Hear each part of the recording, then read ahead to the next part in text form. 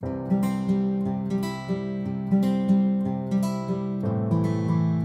today I'm going to be making mac and cheese 3 different ways. Throughout the recipes, I will be using Gouda, Gruyere cheese, sharp, white, and yellow cheddar. All the cheese I have shredded myself, which helps in melting better than already shredded cheese. Always make sure you season your water with olive oil and salt. So the first type of mac and cheese I'm going to be making is a no roux based baked mac and cheese. I usually make this for people who have an extra sensitive palate who can taste like the flour. I'm going to be adding my al dente pasta to a hot pan, and then cream and milk. Next I add all of my cheese, then my butter, and let the cheese and butter melt. Always season after you add your cheese, otherwise you might over season and become too salty. And as it starts to melt, you can see it's not overly cheesy.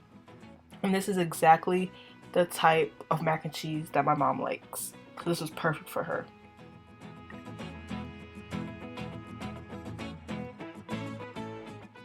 So this is what it looks like after the cheese and butter has melted. So once this is ready, I'm going to layer half of the mixture in a baking dish. I layered some cheese in the middle because that's what my family likes.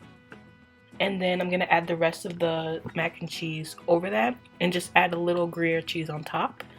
So I baked that at 350 for about 25 to 30 minutes. This is what it looks like when it's finished.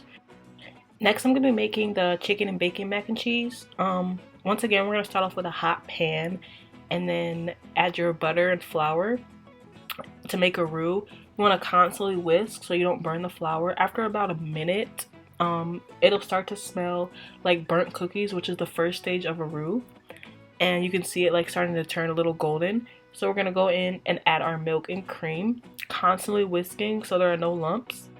We're going to bring the mixture up to a boil for about 1 to 2 minutes, and then after it boils, it should thicken to coat the back of a spoon, or in my case a fork, like that. So we're going to go in with our cheeses, whisking until smooth.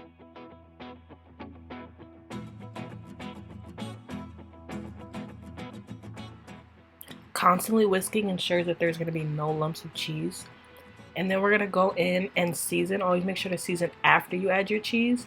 And you can use any mixture of seasoning you want: ground mustard, garlic powder, onion powder, paprika.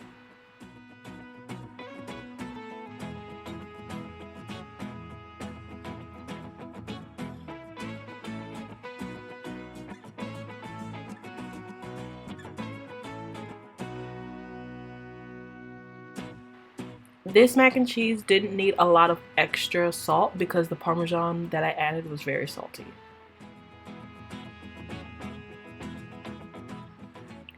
After it boils for about a minute, you can see it thickened up just a little bit more. We're going to add the chicken and bacon, and you can add as much or as little as you want.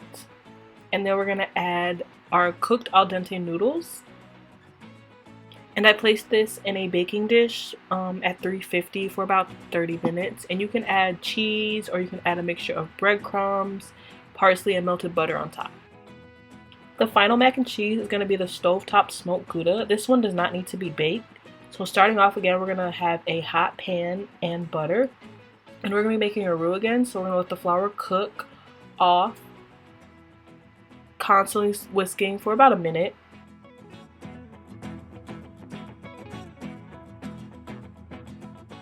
So I'm only going to be using whole milk this time, and I'm going to whisk that in.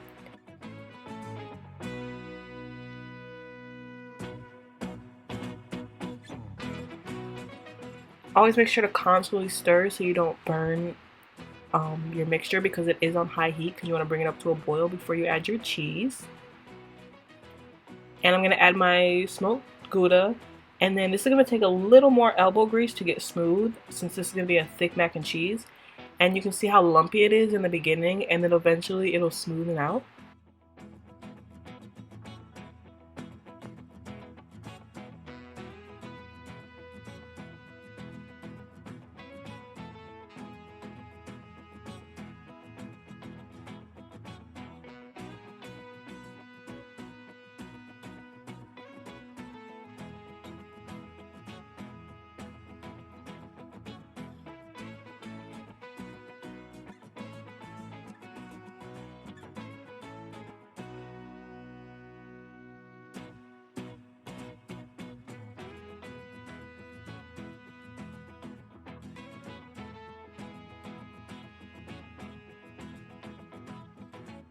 I ended up whisking it for about a good 3 minutes just to make sure there were no more lumps.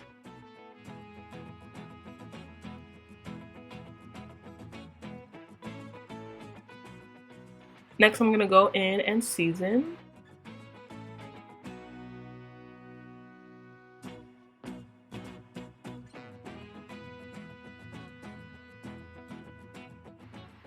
And you can see how thick the bechamel sauce is.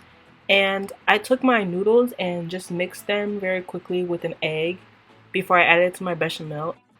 And I actually did not speed this part of the video up because you can see how fast I have to stir so I don't scramble the eggs. So once the mixture is well incorporated, the mac and cheese is finished. And I just finished it with parsley and a little more shredded Gouda. The mac and cheese on the left, I did add the panko mixture and broiled it for 5 minutes.